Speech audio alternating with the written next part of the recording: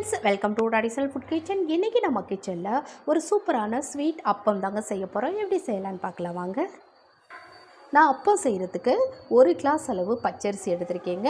இப்போ இதை அந்த மிக்சிங் பவுலில் சேர்த்து நல்லா ஒரு 4-5 தடவை கழுவிட்டு வந்துடலாம். பாருங்கள், இப்போ 4-5 தடவை நல்லா கழுவி எடுத்துகிட்டு வந்துட்டேன். இப்போ இதை ஒரு 2 மணி நேரம் நல்லா ஊற வச்சு எடுத்துக்கலாம். இப்போ 2 மணி நேரம் நல்லா ஊறிடுச்சு. பாருங்கள், நல்லா ஊறி வந்திருக்குது. இப்போ இது அப்படியே இருக்கட்டும். பாத்திரத்தில் 1/2 கப் அளவு வெல்லம் சேர்த்துக்கலாம்.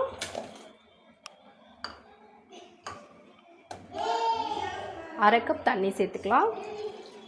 இப்போ இது நல்லா கொதிக்க வச்சு வடிகட்டி வச்சுக்கலாம். இப்போ ஊறின அரிசியை நல்லா தண்ணியை வடிகட்டிட்டு இந்த மிக்ஸி ஜாரில் சேர்த்துடலாம். நம்ம கொஞ்சம் கொஞ்சமாக போட்டு கூட நம்ம அரைச்சிக்கலாம். இப்போ இதிலையே ஒரு 1/4 கப் அளவு தேங்காய் துருவல் சேர்த்துக்கலாம். 2 ஏலக்காய் சேர்த்துக்கலாம்.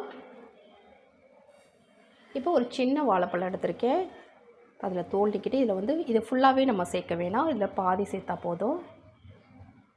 கட் பண்ணி சேர்த்துக்கலாம். பாருங்கள், இந்த அளவு சேர்த்தாலே போதும். மீதி எடுத்துக்கிட்டேன். இப்போ இதில் கொஞ்சமாக தண்ணி சேர்த்து ஃபஸ்ட்டு நம்ம ஓட விட்டுறலாம். கொஞ்சம் அரைப்பட்டத்துக்கு பிறகு தான் நம்ம அந்த வெள்ளை கொதிக்க வச்ச தண்ணி சேர்த்துக்கணும். இப்போ ஃபஸ்ட்டு கொஞ்சம் நேரம் இதை நல்லா அரைச்சி எடுத்துகிட்டு வரலாம். பாருங்க, இப்போ கொஞ்சம் குறைப்பாக தான் இருக்குது. இப்போ இதில் நான் கொதிக்க வச்ச வெள்ளத்தை வடிகட்டி சேர்த்துக்கிறேன். கொஞ்சம் கொஞ்சமாக சேர்த்து நம்ம அரைச்சி எடுத்துக்கலாம்.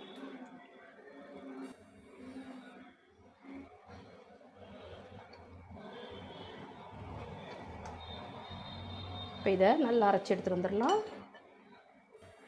பாருங்கள், இப்போ நல்லா அரைச்சி எடுத்துகிட்டு வந்தாச்சு. இப்போ இந்த பவுலில் சேர்த்துடலாம்.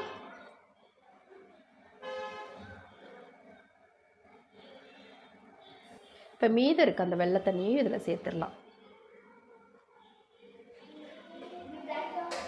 சேர்த்துட்டு நல்லா கலந்து விட்டுறலாம்.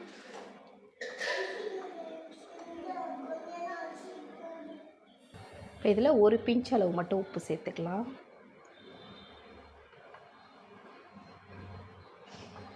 நல்லா கலந்து விட்டுறலாம்.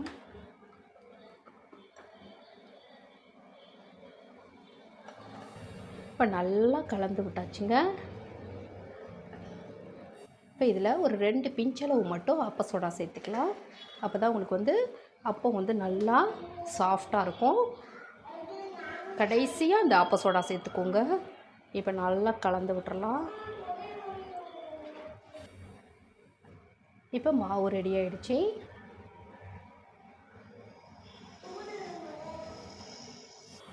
இப்போ எண்ணெய் நல்லா சூடாக இருக்குது.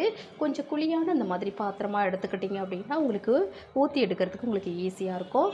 இந்த மாதிரி ஒரு குழிக்கரண்டி எடுத்து அதில் இப்போ நம்ம நல்லா எண்ணெய் சூடாக இருக்கும்போது இதில் ஊற்றிடலாம்.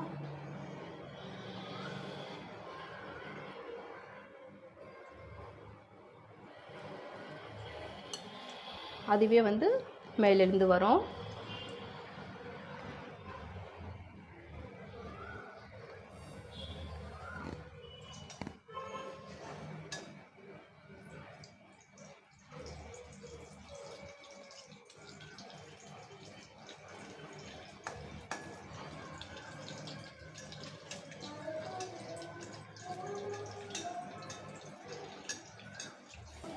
இந்த மாதிரி நம்ம எண்ணெயை மேலே இந்த மாதிரி எடுத்து இந்த மாதிரி தள்ளிவிட உங்களுக்கு நல்லா உப்பி வந்துடும்.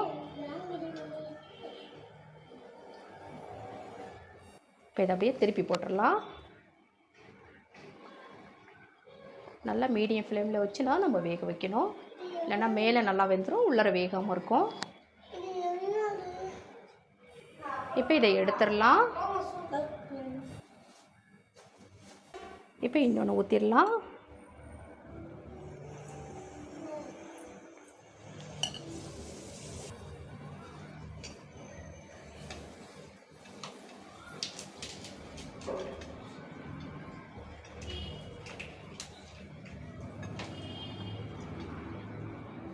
நீங்கள் அகலமான பாத்திரமாக வச்சுருந்தா ஒரே டயத்தில் 2-3 கூட சுடலாம்.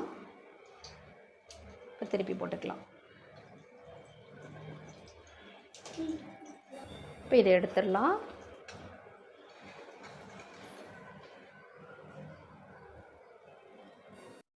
சூப்பரான அப்பம் ரெடி ஆகிடுச்சுங்க. பாருங்கள் எவ்வளோ பொசு பொசுன்னு இருக்குன்னு.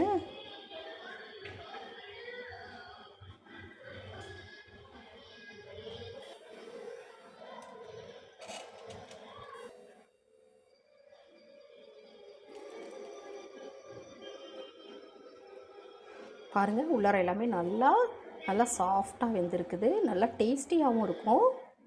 சட்டுன்னு ஈவினிங் ஸ்நாக்ஸ் நம்ம செஞ்சு கொடுக்கலாம் குழந்தைங்களுக்கு.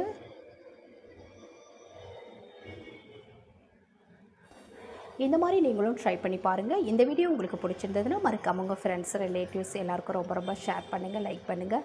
நம்ம சேனலை மறக்காமல் சப்ஸ்கிரைப் பண்ணி சப்போர்ட் பண்ணுங்கள் ஃப்ரெண்ட்ஸ். தேங்க்யூ.